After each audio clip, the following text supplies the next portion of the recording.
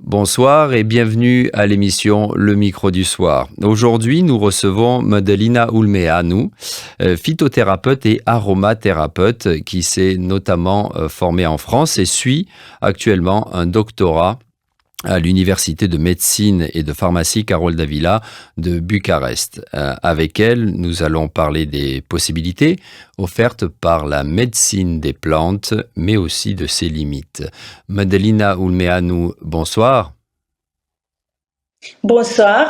Merci d'être avec nous. Alors en premier lieu, je crois qu'il sera bon d'expliquer en quelques mots ce qu'est la phytothérapie et l'aromathérapie.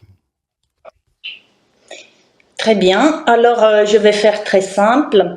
D'abord, la phytothérapie n'est pas l'aromathérapie. En partant de l'étymologie du mot phytothérapie, il vient du grec phytos, qui veut dire plante, et thérapia, qui veut dire soin. Donc, c'est les soins plantes. Et le soin par les plantes, phytothérapie, oui. Et la phytothérapie est une thérapeutique qui utilise les parties des plantes comme les feuilles, les graines, l'écorce, la racine, des plantes médicinales, aromatiques ou non aromatiques. Et il y a de nombreuses formes d'utilisation, ce qu'on appelle formes galéniques, comme tisane, gélules, extraits de plantes fraîches, teinture mère, macérat glycériné, plans standardisés, jus de plantes, etc. Alors que l'aromathérapie, je vous fais aussi l'étymologie, c'est du grec aroma qui veut dire odeur et thérapien qui veut dire soin. Donc ce terme, il renvoie à l'utilisation des huiles essentielles, essences et hydrolats. Donc c'est une autre méthode d'extraction des principes actifs de la plante. C'est en général par la distillation à la vapeur d'eau. Et c'est ce que je voulais dire, c'est que par exemple, une plante, elle peut avoir des propriétés différentes en phytothérapie et en aromathérapie. Et je vous donne un exemple. Par exemple, l'huile essentielle d'Eucalyptus globulus possède des actions expectorantes, mucolytiques, bactéricides dans la phytothérapie, dans l'aromathérapie.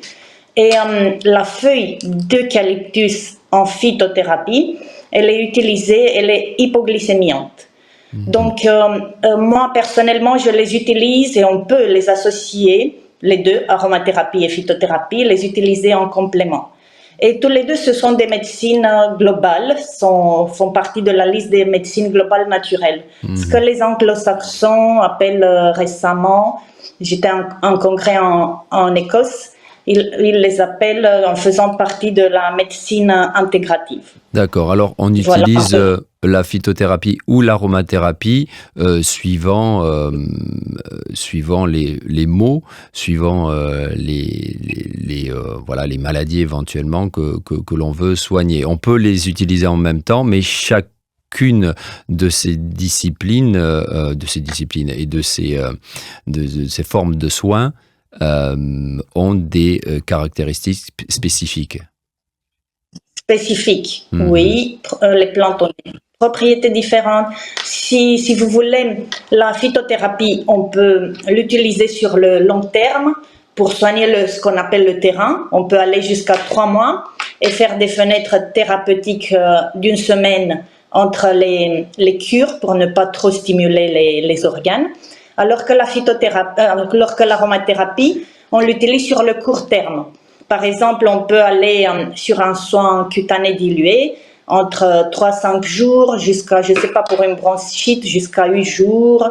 Et le maximum, c'est en phase d'attaque, on peut aller jusqu'à 3 semaines. D'accord. Et de façon générale, comment se prend la phytothérapie et l'aromathérapie? Est-ce que ce sont des crèmes, des gélules pour chacune d'entre elles?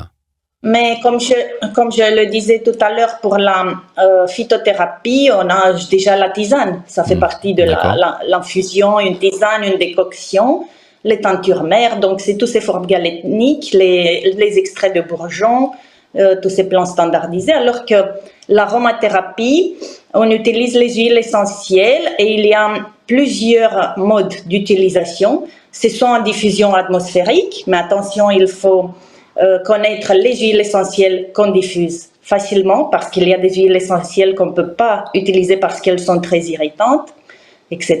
Après, il y a un autre mode d'utilisation le plus utilisé en fait si on veut se soigner, c'est l'application cutanée diluée, application topique par massage ou localement, c'est soit sur un avant-bras, soit sur le plexus solaire, sur la plante des pieds.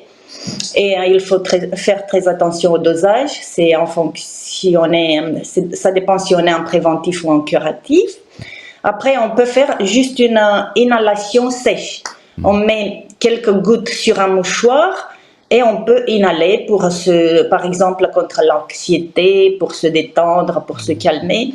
Après, si on a, par exemple, un rhume et aussi, si on a le nez bouché, on peut utiliser des huiles essentielles pour sentir.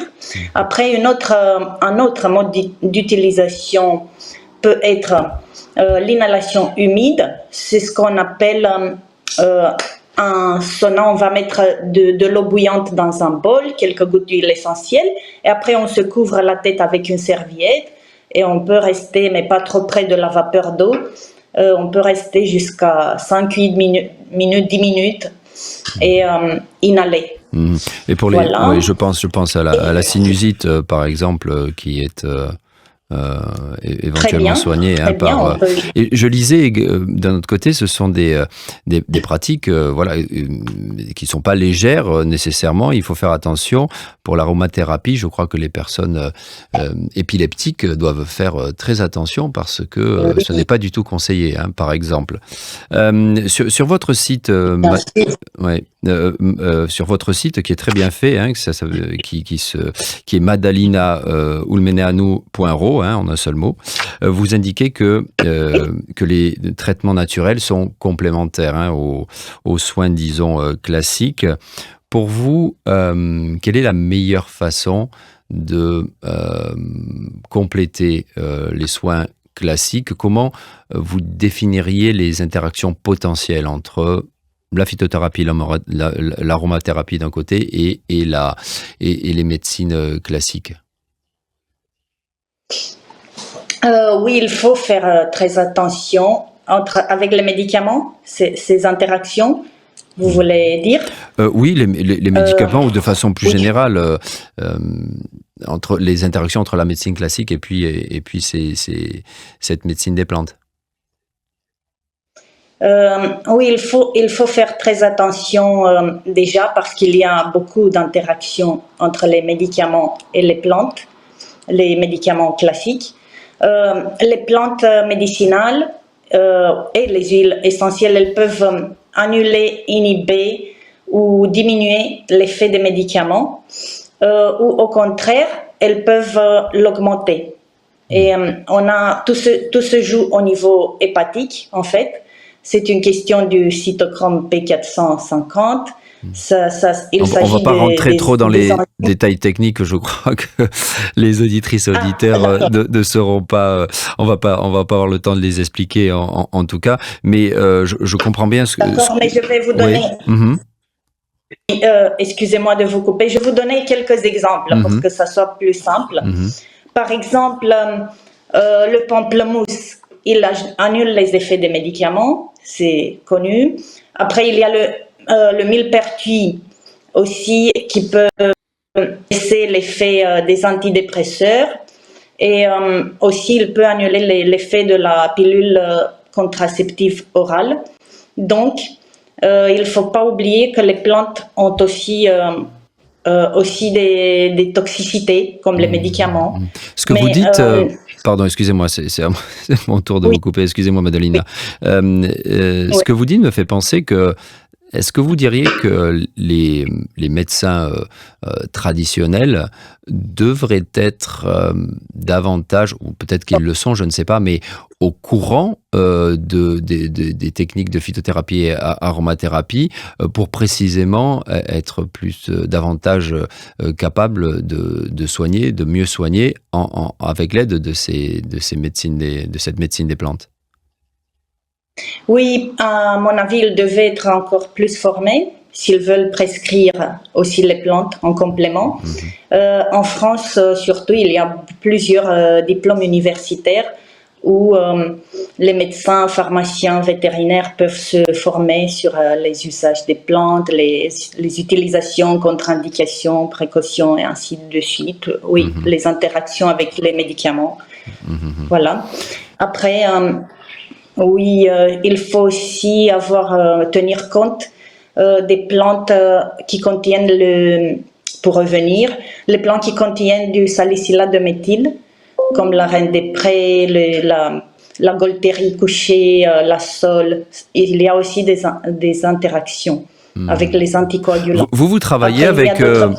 Pardon, excusez-moi, Oui. Madalina, vous travaillez régulièrement avec des médecins, des spécialistes de médecine, ou est-ce que vous faites plutôt, vous exercez plutôt dans votre coin et essayez de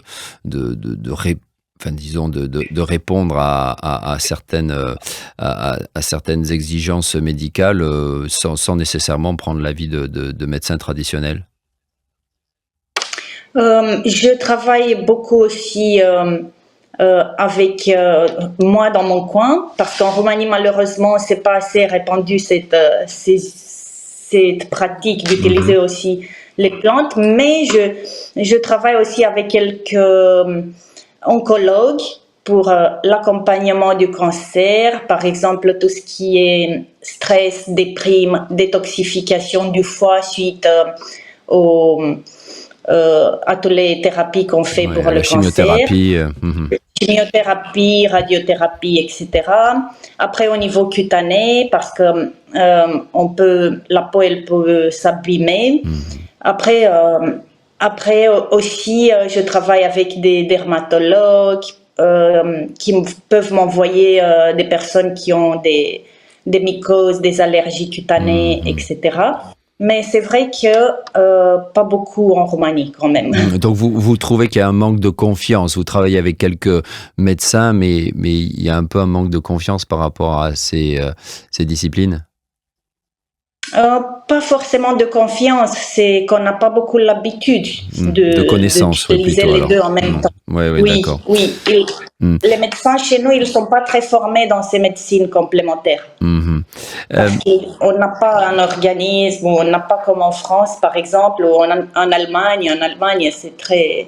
Par exemple, le millepertuis, on le donne, les médecins vont le donner en premier geste comme antidépresseur. Oui. Alors, une question plus, je dirais, terre à terre. Est-ce que vous diriez que en Roumanie, notamment dans le monde rural, les personnes âgées ont effectivement une connaissance ancestrale de certaines plantes, et notamment de plantes endémiques comme la divèche, je crois qu'on dit leuștean en roumain. Leuștean. Leuștean, voilà, oui. Et qui font que, cela leur a permis de rester en bonne santé. Je ne pense pas que des études ont été réalisées pour prouver cela, mais il y a, on peut le dire, dans le monde rural en Roumanie, effectivement dû aussi à d'autres facteurs, une qualité de l'air, etc., l'effort physique continu, qui fait que certaines personnes âgées en Roumanie ont une belle longévité. Et est-ce que pour vous, les plantes ont quelque chose à voir là-dedans? Oui, bien sûr, comme vous le savez, la Roumanie a une connaissance des plantes ancestrales. On a une biodiversité extraordinaire. Mais malheureusement, à ma connaissance, le savoir-faire des personnes âgées n'est pas mesuré scientifiquement aujourd'hui. Ce n'est pas prouvé que c'est bénéfique pour leur santé, mais cela ne veut pas dire qu'il n'y a pas de bénéfices pour la santé. Les plantes font partie de leur culture locale, de leur région, et il faut savoir qu'il n'y a pas d'effet secondaire délétère. Ils se sentent bien avec les plantes, ils s'utilisent bien sûr de manière empirique de génération en génération. Les plantes, elles ont toujours été à la portée de leurs mains, ils les utilisent au sein de la famille, dans le milieu rural. Et aussi, ils n'ont pas les moyens, il faut dire qu'ils n'ont pas les moyens de dépenser beaucoup pour les médicaments. Donc, ils vont par exemple manger de l'ail, comme on est dans le pays du Dracula, je vais donner cet exemple, parce que c'est bénéfique pour leur santé. Ils règlent la tension artérielle, il a une action antimicrobienne, antifongique, c'est un antiviral aussi. Et en même temps, à la campagne, on est plus dans la nature, on fait plus d'efforts physiques, donc tout cela, ça joue. Effectivement. Après, boire une tisane quand on a mal au ventre de menthe, c'est très typique en Roumanie. Ma grand-mère, elle me soignait beaucoup quand j'avais une toux, une bronchite avec le jus de la radis noire. Après, il y a plein d'exemples comme ça.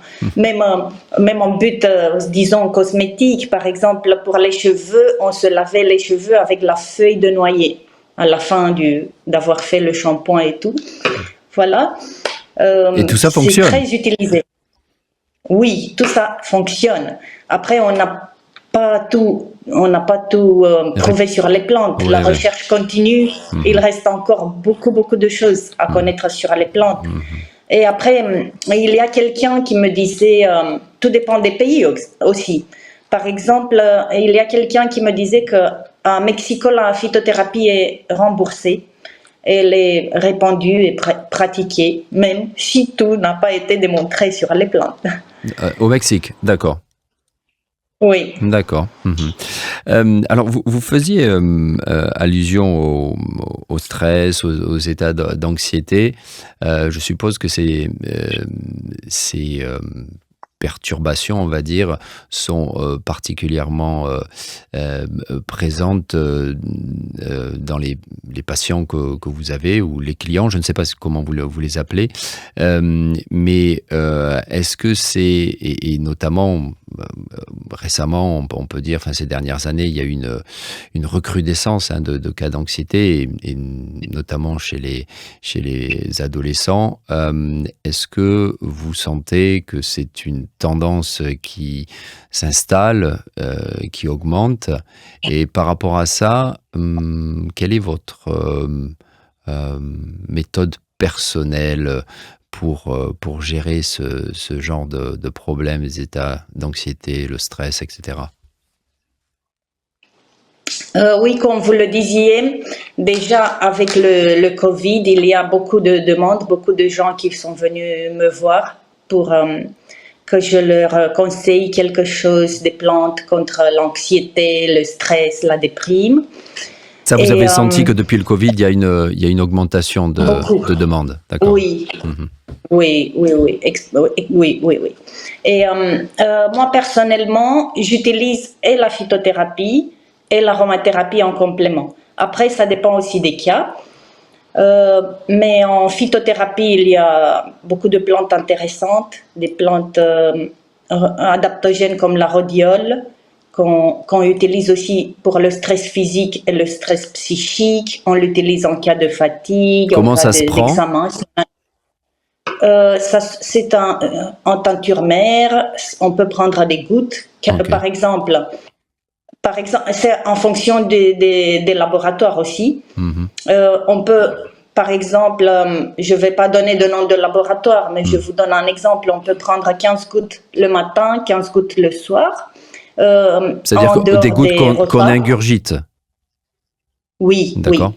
Oui, c'est en voie orale. D'accord. Et on peut les prendre en dehors des repas et on peut aller sur des périodes plus prolongées avec des fenêtres thérapeutiques d'une semaine. Après, il y a la mélisse, qui est très connue, qui est cueillie par exemple dans les jardins depuis des siècles et qui agit sur la nervosité, l'anxiété, mais en même temps aussi sur les troubles digestifs. On peut même la donner aux enfants pour les soulager, pour le maux de ventre.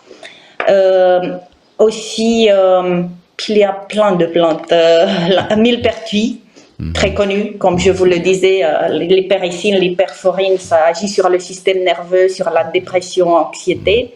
Et ce que vous recommandez, pardon, excusez-moi, ce que vous recommandez, en général, c'est pris sous forme de gouttes, de gélules, d'infusions. C'est quoi la proportion à peu près? Oui, le plus simple, ça peut être une infusion. Oui. Après, en aromathérapie aussi, on fait les préparations en voie cutanée diluée et on va mettre sur le plexus solaire ou sur un seul avant-bras. Donc on peut mettre la lavande fine, tout le monde sait que c'est une huile essentielle très calmante, ou le petit grain bigaradier, toutes les plantes qui contiennent les citrales comme la verveine. Donc il y a beaucoup de préparations ou de mélanges d'huile essentielle qu'on peut faire et qu'on peut appliquer contre le stress. La camomille romaine, c'est une plante incontournable quand on souffre d'anxiété, de troubles du sommeil. Ça calme beaucoup. Et tout ce qui est les citrus, le mandarinier, pamplemoussier, orange douce. Et donc, si je comprends bien, l'huile essentielle de ces fruits, de ces plantes, en fait, ce sont des concentrés qui démultiplient l'effet positif. C'est ça? Oui, et il faut toujours les diluer dans une base, dans une huile végétale, donc dans un corps gras. Et en fonction, l'huile végétale, on va aussi la choisir en fonction de ce qu'on vise à soigner. Par exemple, si c'est une inflammation, on va mettre le Calophyllum inophyllum, l'huile végétale de jojoba. Après, si on veut aller sur la partie cosmétique, on va faire par exemple un antiride, on va mettre de l'huile essentielle d'hélicryse italienne ou cyste, voilà, qui sont très bien pour la peau et pour comme un antiride. Et on va utiliser comme base l'huile végétale de rosier muscat, par exemple, ou la jojoba, qui sont des huiles végétales anti-âge. Vous voyez, ça travaille en synergie, en fait. Alors, vous parlez de ces spécialités, la dermatologie, l'oncologie, hein, donc le traitement des cancers. Je crois savoir d'ailleurs que l'huile de cannabis est particulièrement utilisée en ce moment pour traiter certains cancers. Maintenant, est-ce que, quand on parle d'état d'anxiété, de stress, est-ce que la psychiatrie commence ou est déjà intéressée par l'aromathérapie et la phytothérapie? Oui, on utilise beaucoup. Cela commence surtout en France. En Roumanie, j'ai pas assez de connaissances, mais je vois en France, on a introduit des protocoles dans les milieux hospitaliers, dans certains EHPAD aussi. Et donc, ça peut très bien soigner en cas de démence, de dépression. On utilise beaucoup d'huiles essentielles en olfactothérapie. Ça agit sur l'acétylcholine et ça agit sur le système nerveux central. Et c'est de plus en plus utilisé. Au lieu d'utiliser des antidépresseurs classiques. Oui, on va utiliser la diffusion atmosphérique avec un diffuseur électrique ou l'olfactothérapie. On va inhaler. On a beaucoup en France les sticks. Je ne sais pas si ça vous dit quelque chose. Aromastic. On va mettre comme ça. On va inhaler. Ça se met. Il y a une mèche à l'intérieur. J'en ai pas un dans ce moment. Je regardais si j'en c'est pas grave. J'en ai pas un avec moi, mais on utilise beaucoup les anglo-saxons aussi et en France de plus en plus. D'accord. On utilise ces aromastiques. On met l'huile essentielle dedans. Et donc on va inhaler. Qu'on renifle, c'est ça? Il faut éduquer son... Oui. D'accord. On va renifler. D'accord. Et après, il y a toutes ces plantes qu'on peut ingérer Et aussi, ça c'est en phytothérapie. Et en aromathérapie, il y a aussi des huiles essentielles que les spécialistes peuvent aussi prescrire en voie orale, mais ça c'est très attention, c'est la partie médicale. Et oui, il y a plusieurs façons d'utiliser Est-ce à que ce but particulier. Madalina Ulmeanu, pardon, est-ce que vous diriez que vos spécialités, la phytothérapie et l'aromathérapie, sont vouées à prendre toujours plus de place au sein des médecines, on va dire, qu'elles soient traditionnelles ou alternatives? D'ailleurs, est-ce que vous diriez que la phytothérapie et l'aromathérapie sont des médecines alternatives? Mais bon, ma question, c'est surtout, est-ce que vous pensez que dans les années à venir, ce sont des disciplines qui vont prendre toujours plus d'importance et remplacer certains médicaments, remplacer certaines façons de faire traditionnelles? Oui, pour moi, il y a une tendance depuis quelques années. Bien sûr, l'aromathérapie et la phytothérapie, il faut savoir que c'est pas une médecine d'urgence et non plus une alternative à l'allopathie, et parce ni l'aromathérapie ni la phytothérapie ne peut pas remplacer ne peuvent pas remplacer certains traitements allopathiques. Pardon, quand vous dites allopathique, qu'est-ce que ça veut dire? Excusez-moi. Je dirais la médecine traditionnelle, conventionnelle. D'accord. Voilà. Et pour toutes ces médecines, même si on a tendance à les utiliser de plus en plus, et on regarde Internet, on regarde tous les protocoles ou recettes, disons, qu'il y a sur Internet, il y a même en Roumanie comment on dit, des cercles sur Facebook et qui donnent leurs avis comme ça. Pour moi, il faut toujours faire appel à un spécialiste, oui, consulter un médecin. Il faut faire attention, hein. Il faut dire nos auditrices, auditeurs qu'il faut, que ce sont des médicaments, hein, comme je le rappelais par exemple, hein, pour les gens qui souffrent ou qui ont souffert d'épilepsie, il faut faire très attention. Cela peut déclencher, l'aromathérapie peut déclencher des crises, donc ce sont des médecines à prendre au sérieux. Oui, l'utilisation des plantes n'est pas anodine. Et surtout, l'aromathérapie, c'est pas une médecine douce, c'est une médecine à précaution. Il faut faire très attention avec les dosages des huiles essentielles.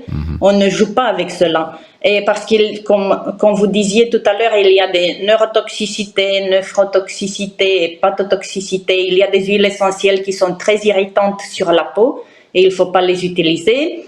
Certaines huiles essentielles comme tout ce qui est citrus, espèces zeste, elles sont photosensibilisantes. Et surtout, il ne faut pas oublier que les huiles essentielles sont contre-indiquées aux femmes enceintes et allaitantes. Et aux enfants, je suis intransigeante là-dessus. Il faut les utiliser à partir de 7 ans. Parce que comme vous disiez, il y a des groupes qui sont convulsiviantes et épileptogènes. Et par exemple, des personnes qui ont des antécédents d'épilepsie, c'est interdit, il ne faut pas les utiliser. Et après, il y a aussi d'autres cas, par exemple les personnes asthmatiques. Il y a certaines huiles essentielles comme le pin sylvestre, les eucalyptus, les espèces d'eucalyptus globulus, smithi, radiata. Il ne faut pas les utiliser. Qu'est-ce qu'il y a d'autre? Par exemple, si on fait une inhalation humide, c'est ce que je vous expliquais tout à l'heure avec le bol d'eau bouillante, c'est à partir de 12 ans pour les enfants. Et pour les personnes qui ont des problèmes de peau, une peau un peu abîmée, il ne faut pas les utiliser non plus en sauna facial. Quand vous dites en sauna facial, c'est-à-dire? C'est en but cosmétique. Si par exemple on veut soigner... je vous donne un exemple. Si on veut soigner une acné, on peut mettre quelques gouttes d'huile essentielle de tea tree, c'est l'arbre à thé. On peut le mettre dans un bol, se couvrir la tête avec une serviette et rester dessous du bol. Ça, c'est un but cosmétique. Ou le géranium rosa aussi, pour avoir une belle peau. On peut l'utiliser. D'accord, c'est l'essentiel. Mais toujours avec vos conseils, hein, donc il faut faire attention.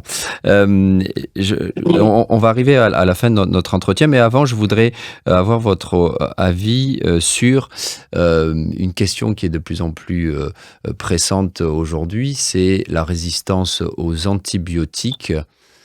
Est-ce que pour vous, la phytothérapie et l'aromathérapie ont des propriétés qui pourraient pallier à cette résistance aux antibiotiques de plus en plus pressante? Oui, c'est très discuté et très d'actualité ce sujet dans beaucoup de congrès. Ça revient. On a en France même un grand phytoaromathérapeute, le docteur Jean-Michel Morel, qui va aborder souvent ce sujet. C'est vrai que les plantes médicinales offrent un potentiel prometteur pour lutter contre les résistances aux antibiotiques, et c'est un problème ou un sujet croissant en santé publique aujourd'hui. Et on sait très bien que les antibiotiques de synthèse détruisent déjà le microbiote, ils baissent les défenses immunitaires et le corps ne peut plus produire des anticorps puissants pour lutter contre les infections. Et un autre désavantage, je dirais, des antibiotiques, c'est qu'ils détruisent les bactéries, y compris les bonnes bactéries.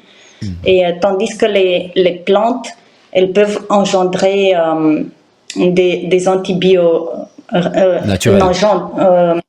Oui. Donc, on a des antibiotiques, l'antibiothérapie naturelle, et les plantes, elles peuvent au contraire potentialiser cette efficacité des antibiotiques.